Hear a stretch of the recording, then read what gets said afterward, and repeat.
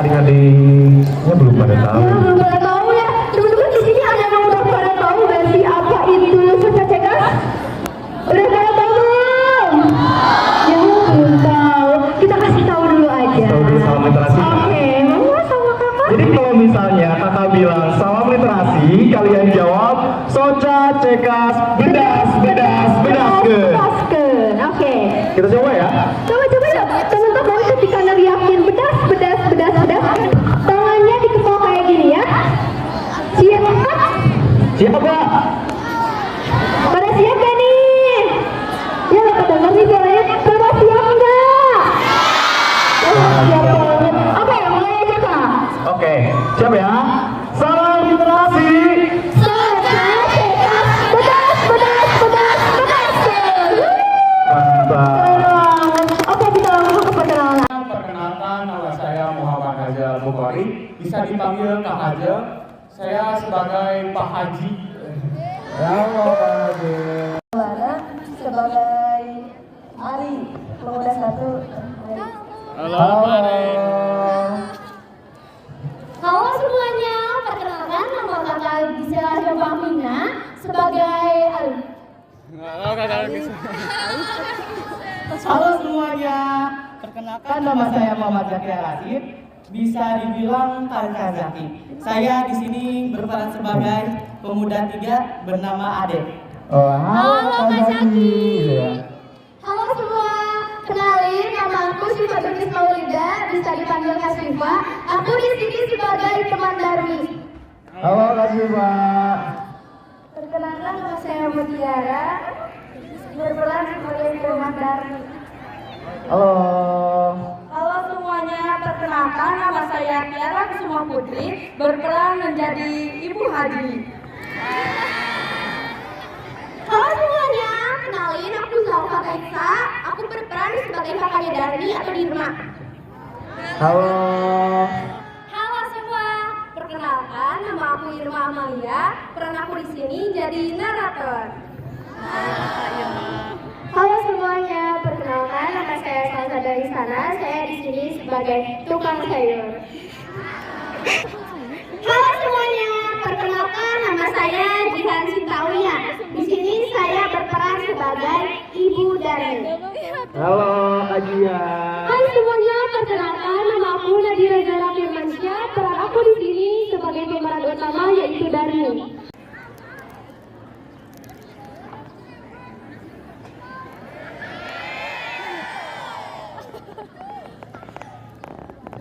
Alkisah di sebuah desa terpencil nan jauh di tengah pedalaman, hiduplah seorang janda tua dengan kedua anaknya yang bernama Dirma dan Darmi.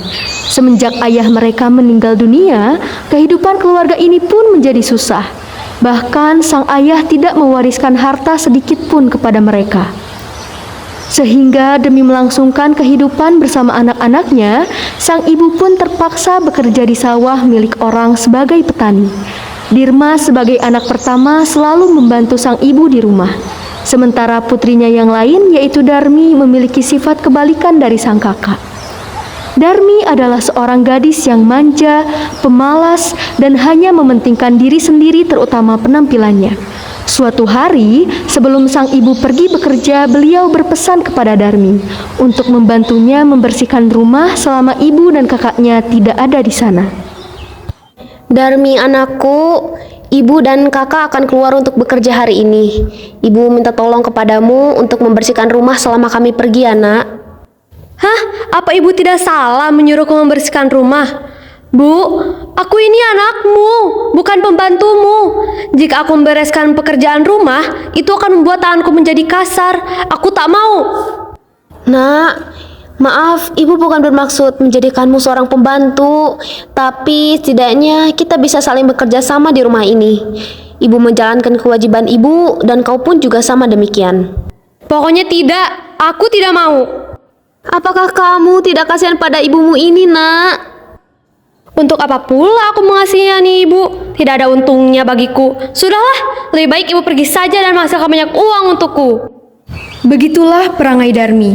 Dia tidak memperdulikan ibu dan sang kakak yang telah bekerja keras untuk kehidupan mereka. Dia hanya mementingkan kesenangannya sendiri. Setelah ibu dan kakak Darmi pulang ke rumah, mereka pun duduk bersama di ruang tamu. Ibu yang baru saja mendapatkan upah setelah bekerja pun akhirnya mengucapkan syukur dan berkata kepada kakak Darmi. Alhamdulillah nak, hari ini ibu sudah mendapatkan upah dari pemilik sawah dan ibu rasa upah ini akan cukup untuk membeli kebutuhan makanan kita. Alhamdulillah, ibu sudah bekerja keras hari ini. Tiba-tiba datanglah Darmi dari arah kamar dan langsung menghampiri keduanya. Wah, ada yang baru dapat uang di sini. Sepertinya ini akan cukup untuk aku berbelanja agar penampilanku semakin cantik dan menarik, tidak seperti kakak dan ibu yang kucel dan jelek. Hei, kau tidak boleh mengambil uang itu, Darmi. Uang itu bukan untukmu saja, tapi untuk kebutuhan kita sehari-hari. Diam, kakak tidak usah ikut campur. Apa yang ibu miliki, itu milikku. Jadi, artinya uang ini juga milikku. Darmi pun akhirnya kembali masuk ke kamar meninggalkan ibu dan kakaknya di sana. Sang kakak lalu mencoba menenangkan ibu dan memberikan semangat untuknya. Bu, ibu yang sabar ya. Kita doakan saja agar Darmi bisa cepat sadar dan bisa berubah. Iya nak, kau benar. Semoga saja adikmu itu segera berubah. Terima kasih banyak ya sudah menenangkan ibu. Sekarang beristirahatlah di kamar. Keesokan harinya, Ibu Darmi pun pergi ke rumah sang pemilik sawah untuk meminjam uang kepada mereka. Assalamualaikum. Waalaikumsalam. Oh ibu, silahkan masuk. Ada keperluan apa, Bu? Tak perlu sungkan, katakan saja. Mohon maaf sebelumnya Pak, Bu. Maksud kedatangan saya kemari adalah untuk meminjam uang kepada Bapak dan Ibu untuk keperluan membeli beras. Bukankah Ibu sudah mendapatkan upah dari kami? Apakah upah itu tidak cukup? Haduh, suamiku, apakah kau tidak tahu bagaimana sifat Darmi anaknya itu? Darmi? Oh, Darmi, yang katanya si cantik jelita itu kan? Banyak sekali pemuda desa yang membicarakannya. Tapi sayang, perilakunya itu tak secantik wajahnya. Jangan mengatakannya terlalu keras, ada ibunya di sini. Baiklah kalau begitu. Kami hanya bisa memberikannya segini. Semoga ini bisa mencukupi keperluan ibu di rumah. Terima kasih banyak Pak, Bu. Insya Allah nanti akan saya kembalikan uangnya jika sudah ada. Tidak apa-apa ibu, tidak perlu dikembalikan. Anggap saja itu sebagai bonus tambahan dari upah ibu.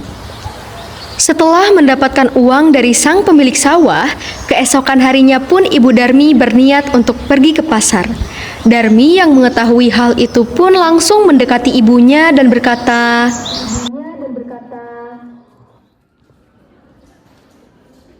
Nak, Ibu akan pergi berbelanja ke pasar dulu ya. Aku ikut ya Bu, mau beli bedak. Tanpa bedak wajahku akan jadi jelek dan kusam. Baiklah, tapi beli bedaknya yang tidak mahal ya nak. Iya, ibu ini bawel sekali. Tapi tunggu dulu, ibu harus berjalan di belakangku. Loh, kenapa begitu nak? Karena aku ini malu punya ibu sepertimu. setelah mendengar perkataan anaknya, seketika Ibu Darmi pun sakit hati. Meskipun begitu, Ibu Darmi tetap menuruti kemauan anaknya. Ibu Darmi akhirnya berjalan di belakang Darmi dengan sedikit menunduk untuk menutupi kesedihannya. Sewaktu perjalanan menuju ke pasar, tiba-tiba keduanya bertemu dengan 3 orang pemuda. Para pemuda itu menghampiri Darmi. Darmi memberikan isyarat kepada sang ibu untuk diam saja dan tidak angkat bicara pada saat itu. Hai gadis, mau pergi kemana? Mau kemana cantik? Mau ke pasar. Oh, mau ke pasar. Hei, apakah orang yang di belakang itu ibumu? Itu pasti ibumu kan? Kalian gila ya? Orang seperti itu ibuku. Hah, dia ini pembantuku. Oh, jadi dia pembantumu ya? Ya tentu saja, tidak mungkin gadis cantik dirinya memiliki ibu yang jelek seperti itu. Ya, itu benar. Gadis secantikku mana mungkin memiliki ibu yang jelek. Ya, dia memang tidak pantas menjadi ibumu. Lihatlah penampilannya saja, berbeda jauh denganmu. Ya, seperti langit dan bumi. Seharusnya dia berjalan lebih jauh lagi darimu. Kau benar. Hei pembantu, berjalanlah lebih jauh dariku. Itu lebih baik. Senang bertemu denganmu, gadis manis. Ibu Darmi yang mendapatkan perlakuan seperti itu pun hanya bisa mengelus dada dan menahan tangis mencoba bersabar menghadapinya. Di perjalanan, mereka bertemu dengan teman Darmi. Hai Darmi, sudah lama tidak bertemu. Kau akan pergi kemana? Dan siapa itu pembantumu? Hai, kabarku baik. Aku akan pergi ke pasar nih. Dan ya, ini adalah pembantuku. Memangnya kau mengira siapa lagi? Ibuku. Oh, ayolah, itu tidak mungkin. Kalaupun itu benar, kita pasti tidak mau berteman lagi denganmu karena kau memiliki ibu yang jelek. Tentu saja, itu tidak akan mungkin terjadi. Lagi pula, aku tidak butuh seorang ibu. Apalagi jika ibuku itu hanya bisa menyuruh-nyuruh dan membantuku. Malu dengan penampilannya. Hahaha Darmi, meskipun begitu kata-katamu itu sungguh tajam. Kuharap sesuatu yang buruk tidak akan terjadi padamu. Itu tidak akan terjadi. Lagi pula, yang aku katakan itu benar. Mana ada seorang anak yang mau mengakui ibunya jika ibunya saja jelek. Aku sih lebih memilih hidup sendiri daripada seperti itu. Kau benar. Ya, sudah seharusnya sih orang-orang yang jelek itu menjauh darimu. Ya, agar tidak mengganggu pandangan orang. Sudahlah, kalian ini sama saja. Tapi kuharap kau tidak benar-benar dengan ucapanmu. Aku takut perkataanmu itu akan menjadi bumerang untuk dirimu sendiri. Kami pergi dulu ya. Sepertinya hujan akan turun. Kau berhati-hatilah. Darmi tidak menghiraukan perkataan temannya tersebut. Dia tetap keras kepala dan sombong. Langit saat itu berubah seketika menjadi gelap gulita. Angin tiba-tiba saja berhembus kencang. Pepohonan bahkan ikut bergerak karenanya. Kilat menyambar begitu cepat diiringi dengan guntur yang sangat keras dan memekakan telinga. Saat itu pun Darmi baru menyadari ibunya berlutut di tanah dan menangis pedih. Ibu, apa yang ibu lakukan, hah? Mengapa ibu menangis dan berlutut seperti ini? Ayo, sebaiknya pulang. Sebentar lagi hujan akan turun. Ya Tuhan, tolonglah hambamu ini. Saya sudah tidak mampu lagi menahan diri. Maafkan saya serahkan semua kepadamu. Hukumlah anak ini apabila itu adalah jalan terbaik untuknya mendapatkan balasan. Hah? Apa yang ibu katakan? Menghukumku? Kenapa ibu melakukannya? Apa salahku, Bu? Seketika Darmi terjatuh di atas tanah. Tubuhnya kaku tidak bisa digerakkan. Perlahan tubuh Darmi pun berubah menjadi batu. Darmi terus berteriak meminta tolong dan mengatakan maaf kepada ibunya. Ibu, tolong ampuni aku, Bu. Aku tidak mau berubah menjadi batu. Aku minta maaf, Bu. Maafkan ibu, nak. Ibu sudah terlanjur sakit hati dan tidak kuat lagi. Biarkan ini menjadi pelajaran untukmu, anakku Darmi. Ibu, tidak. Semua sudah terlambat. Tuhan lebih mendengar permohonan sang ibu. Permintaan maaf Darmi sudah tidak ada artinya lagi sekarang. Darmi, gadis dengan perangai buruk itu pun akhirnya berubah menjadi batu.